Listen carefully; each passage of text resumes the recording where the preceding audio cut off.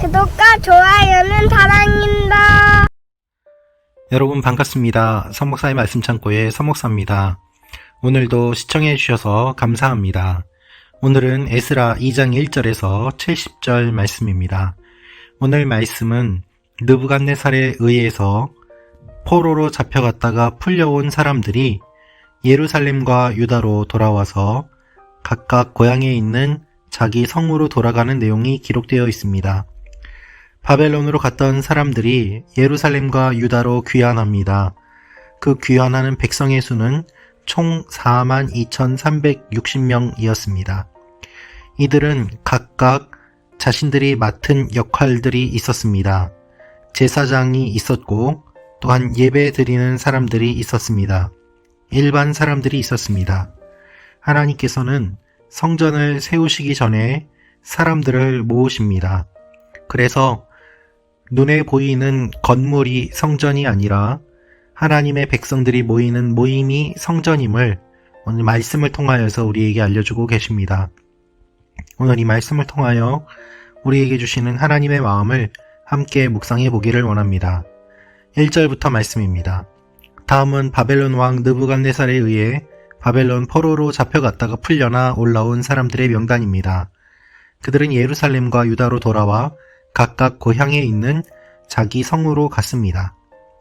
여러분, 느부갓네살에 의해 바벨론 포로로 잡혀갔던 사람들이 풀려났습니다. 그리고 이제 원래의 자리로 돌아갑니다. 여러분, 우리를 하나님께서 자유케 하십니다. 그리고 우리가 있어야 될 곳으로 돌려보내 주십니다. 우리가 있어야 될 곳은 어디입니까? 성전입니다. 예배의 자리입니다. 하나님 앞입니다. 이러한 내용들을 주님께서 말씀하고 계십니다. 주님께서 사람들을 부르실 때에 다양한 사람들이 모였습니다. 다양한 사람들이 각각 역할을 맡아서 모입니다. 돌아올 때에 리더들이 12명임을 본문은 기록하고 있습니다. 12는 완전수입니다. 12명의 리더가 각각 사람들을 모으고 각각 지파의 사람들 그리고 여러 자손들의 그 후손들이 모여서 하나님의 공동체를 이루게 됩니다. 이 숫자들이 너무나도 구체적으로 기록되어 있습니다. 각각 몇 명씩인지 오늘 본문을 통하여서 자세하게 기록하고 있는 것입니다. 어떻게 보면 70절까지 이루어져 있는 오늘 말씀은 우리가 보기에는 매우 지루해 보이는 본문이기도 합니다. 우리가 잘 알지도 못하는 낯선 이름이 많이 등장하고 그들의 자손이 몇 명인지 기록되어 있기 때문입니다. 이것이 어떤 의미가 있을까요? 40절 이렇게 기록되어 있습니다.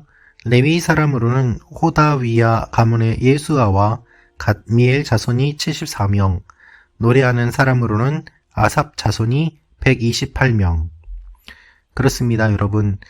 레위 사람들이 있고 노래하는 사람들이 있고 성전 문지기들이 있었습니다. 각각 맡은 역할들이 달랐습니다. 사람들이 자신에게 맡겨진 역할들을 각각 감당하면서 하나님의 성전을 짓기 위해 모였던 것입니다. 또한 이들뿐만 아니라 누구의 자손인지 증명할 수 없는 사람들도 있었습니다. 59절부터 말씀입니다. 다음은 델멜라, 델하르사, 그룹, 아단, 인멜에서 올라온 사람들인데 이들은 자기 조상이 누구인지 누구의 자손인지 정말 이스라엘 사람인지 증명할 수 없는 사람들이었습니다. 그들은 들라야 자손, 도비야 자손, 느고다 자손인데 모두 652명이었습니다. 여러분, 자신들의 조상이 누구인지 정확하게 모르는 사람들도 있었습니다. 여기서 알 수 있는 사실은 하나님께 예배드리고자 나오는 사람들은 제사장 직분을 가진 자손들 뿐만 아니라 조상이 누구인지 잘 모르는 사람들, 그들까지도 예배드리고자 하는 마음이 있으면 나올 수 있었다는 것입니다. 또한 이들은 사람들만 나온 것이 아니라 여러 말과 노새와 가축들까지도 하나님의 성전을 짓는 데 드렸습니다. 67절부터 말씀입니다. 그들은 이 일을 위해 각각 자기 능력에 따라 그 보물 창고에 금 6만 1,000다릿과 은 5천 마네와 제사장이 입을 옷 100벌을 드렸습니다.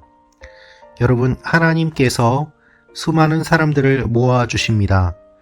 그 사람들은 각각 역할이 달랐습니다. 이것이 주님의 교회의 특징입니다.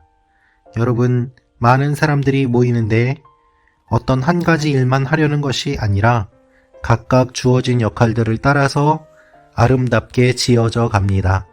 어떤 사람은 모퉁이 돌이 되기도 하고 어떤 사람은 기둥이 되기도 합니다. 여러 다양한 모습들이 있지만 다양한 사람들이 다양한 모습으로 주님의 전을 이루어 갑니다. 그리고 거기에 물질로 헌신하는 사람들이 있었습니다. 이것이 하나님의 성전이 회복되는 모습이었고 또한 주님의 교회가 세워져 가는 원리이기도 합니다. 하나님은 우리 한 사람 한 사람을 불러주셨습니다. 그리고 우리는 건물이 교회가 아니라 사람들의 모임이 교회인 것을 잘 압니다. 그 교회는 사람들만의 모임으로 그치지 않고 가시적인 건물을 또한 만들어 나갑니다. 이것은 사람들을 위한 것만이 아니라 하나님을 위한 것이고 또한 교회가 유지되기 위해 필요한 것들입니다.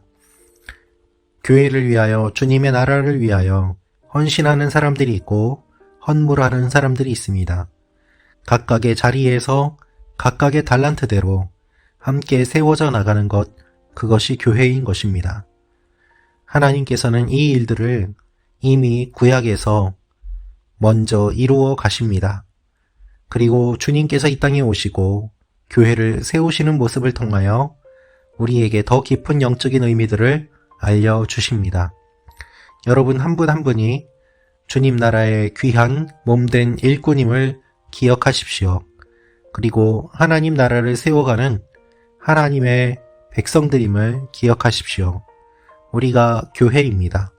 그렇게 우리의 본질을 기억하며 우리의 것들을 주님께 드리고 각각의 달란트에 맞게 헌신하며 나아갈 때 하나님께서는 여러분을 통하여 놀라운 일들을 이루어 갈 것입니다.